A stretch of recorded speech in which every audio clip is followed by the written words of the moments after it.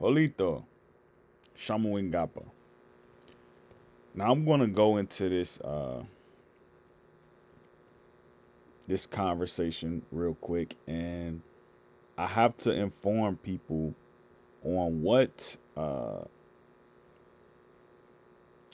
principality is, and what government is, and how it affects Americans, and how it will affect Africans, as the government continues to change over a decades period. Um, so like you elect a new president, you elect a new president every turn of a decade. You know, um, so a new government isn't really adopted until the turn of a century. Um, but this is what I want to talk about real quick, because this right here, this is the full on um, example of what hurts Americans and what hurts Africans and what helps Europeans. You know, um, and you saw this a lot, right? Around that period of like 1700 and between 1800, when like our ancestors were doing a lot of mixing with the people who had just won their independence, who were coming from the counts and who were coming from the dukes, and they were mixing in with the different tribes here in America, and they were mixing in with the people who come from the Zulu nations, who had a descendancy with the people who were from the Carib Isles, and also even South Carolina, right? And I look at people who always say things like, um, I'm an Indian, I'm not an African, like, and they make this whole mystique about being different than Africans, and how Americans and Africans look different, without very mentioning the dark skinned person who lives on Martin Luther King Street, you know, looks entirely like someone who lives in a shandy a shamble town, if you will, in South Africa, right? Who's Zulu. So, and while I'm going into this point, I want to make this very clear. I do think hunter gatherers should have credit cards. I really do think they should. You know, and I don't think they should pay the credit back neither. You know what I mean? I think it needs to be divided in the sense that they get the money and they use the credit, and they wait a certain time for them to use it again. Sort of like a voucher. And also depending on whether they're accepting of others in their tribe, and not necessarily outsiders, but others in their tribe, they're keeping their governance, which is why I'm going to go into this right here on the screen. If they keep their governance in order, maybe their credit score doesn't go down, doesn't go up. This type of global system of financial governance, it needs to be widened. Like, I think everybody should adopt it. Really, you know, I think we should do that, because like artificial intelligence is here. It can, you know, it can pretty much carry a society in its own computation, in its own computing. So what is populism? When you think of populism, you think of purpolis. There's that transliteration. Populism is when you have a group of people who all take care of one another, who don't accept outsiders. If something needs to be done in the village, they'll go to the chief and let the chief handle it. This is where you get Bantu culture. This is where you get ancient Sanskrita. This is where you get uh, ancient hunter gatherer culture. This is where you get this from. It's populism. And so we're governed on the other side, while this is governed under Republican and authoritarianism. We're on this side right here in America, right? you know, where everything is kind of done word of mouth. in democracy led government where you kind of trust people to do good for you, but it's not necessarily promised that they will do good for you. And in the central essence of government, right, you have collectivism, you know. So at the top, you have the principle of liberty. If you do good, good is going to come back to you. This is where you get deacons. This is where you get the Pope. This is where you get your chancellor. This is where you get those people right here. They're libertarians. Then underneath them, you have Republicans, Democrats. So this is kind of like middle class to upper class. And this is kind of like outclassed, outer government, out procession. Then you got Nazism, which is kind of bottom, fascism, totalitarianism, Marxism, communism. I had a hard time understanding what Marxism really was, but it made sense after a while that Marxism is it's graffiti. Um, it's your hip hop today. It's your rap today. You know, you will hope that it doesn't go into the rap that talks about offing other artists. You know what I mean? What we see in the news a lot this week. Artists, being in conspiracies of killing other artists. In the genre of you having free speech. To talk about what you want to talk about over an instrumental. Or in sometimes a cappella, right? If you're a podcaster. Um, and then like you have like right in the crossboard is communism, so communism is on the side of democracy and you have Nazism on the side of Republican. So you have the Germans in understanding, because like you're making a mason symbol, a triangular 180 degrees. Um, you have Germany, that regime going against the China dynasty. So this is how this stuff is, man. Like, it's not really hard to see that, if you want a government that benefits everyone, it has to be liberty. But everybody, it's not going to be free in that sense. Everybody's not going to protect everyone's technocratic beliefs. So if you are here right here and you're at the top of the pyramid, that means you see everything clearly. You're all seeing eye. You see what's on the other side of this pyramid.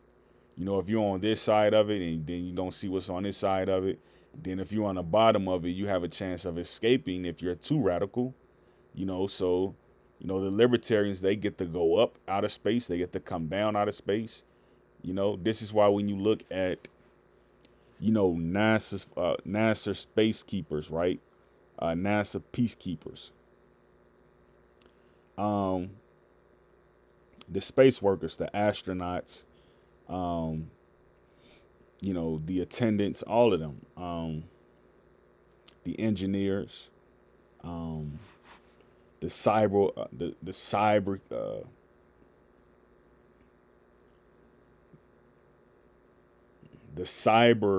Uh, I'm thinking of that other word. You have the spacewalkers, the astronauts, the engineers, the free society, which are the people. These would be podcasters right here. Libertarians are podcasters. Um, and it don't necessarily mean like, all of these are right here are bad. It just means that the majority of it is bad. You know what I mean? But, you have good democratic socialists. You know what I mean? You have them and they are living just fine. You have good Marxists and they're living just fine. They have to work, but they're doing just fine. So you have cyber coders, you know what I mean? Like your IT specialists and all of those people, they're only afforded to certain people who live on a certain side of the globe, like Indians going to Mountain View, California to work at Google. You see what I mean? Like that job is not going to be afforded to someone who works at, McDonald's, on Chicago's west side. It's not going to be afforded to them, so they will have to go to school for like 6 years, 4 years. Okay. 2 years not enough. So it's like, where do you get the income, if you even allowed to have an income? Where are you going to get the income to support the fact that, you know, you're living on the street while at the same time trying to go to school and get a degree in cyber engineering? So these are these people at the top, your libertarians. When you think of a libertarian, you think of, 50 Cent, you think of Anthony Brian Logan. You see what I mean? You think of Reginald Kegler. You think of these people. These are your libertarians. They do what they want and they do it freely. These are those people. So they've created their own brand. And a lot of people will say things like, how are you just going to name a random person who just started uploading videos on the internet? What you have to understand is that, after a certain period of time when people, they establish who they are, it's kind of common adage that you tend to believe what they're doing. So you don't necessarily like, smash the grain of salt with a hammer. You just kind of pick it up and put it on top of the chicken. So again, this right here, this is all of this, you know, you know, I don't think anything is wrong with Nazism. I don't think anything is wrong with fascism. It's how you use it. Me, I would only be a libertarian and I would only be a populist. That's it. I wouldn't be anything else, you know. I wouldn't be an authoritarian because I wouldn't want to tell someone's children to, pull their pants up. I wouldn't want to do that. You know, you look at the black community right now, right? As it left the 90s, the sort of, um, you know, uh, time that was spent, going back as far as the 80s. You know, you go outside or something like that and you get into some mess, you know, the entire community of adults were going to come at you and, they were going to put the belt to legs. You know what I mean? That was going to be your day. That's authoritarianism. Like I don't want to be in that environment. Then you got populists, right? The kids get to freely roam. If the kid goes too deep in the water and he drowns, it's on the kid, And I see this a lot because like I studied the footage that is out there that have been documented professionally and unprofessionally with the Sentinelese. They allowed their children to live in a populist society.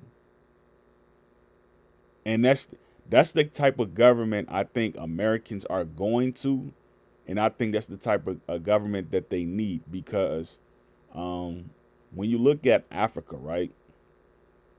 Africa doesn't want a populist society. Africa wants a libertarian society.